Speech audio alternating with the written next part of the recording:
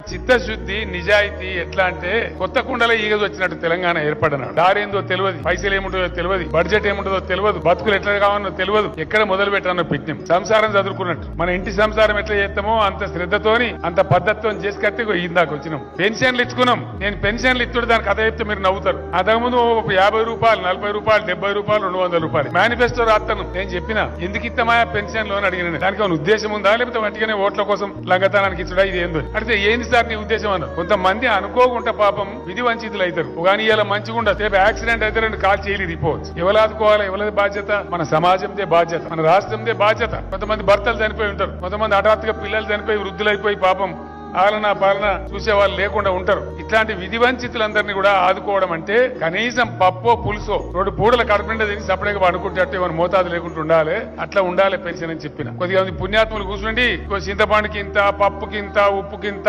కారానికి ఇంత అని లెక్క పెట్టి 650 రూపాయలు ఇస్తే సరిపోతా సార్. నేను చెప్పిన ఈ పేదోళ్ళ కన్నా కోసరా 1000 రూపాయలు పెట్టమని చెప్పిన. ఫస్ట్ ఎక్కువ పెట్టలే, 1000 పెట్టుకున్నాం. ఇంకొక మాట దయచేసి ఆలోచించాలి. నేనేం చెప్పినా మొన్న పెన్షన్ 10 రూపాయలు, 40 రూపాయలు, 70 రూపాయలు, 200 రూపాయల పెన్షన్ 1000లకు తీసుకుపోయిందే కేసీఆర్. ముందు 1000 చేసుకున్నాం, తర్వాత 2000 చేసుకున్నాం. బిక్కు బిక్కుమని బతికిన బీడీ కార్మికులకు, దిక్కు తోచకుండా ఉన్న ఒంటరి మహిళలకు, ఆదరణకు నోచుకోని వృద్ధులు వితంతువులకు, ఎటుగాని బతుకులకు ఏనుగంత బలమిచ్చి, ఎటుగాని బతుకులకు ఏనుగంత బలమిచ్చి తానున్నానని తెలిపిన తండ్రి కేసీఆర్.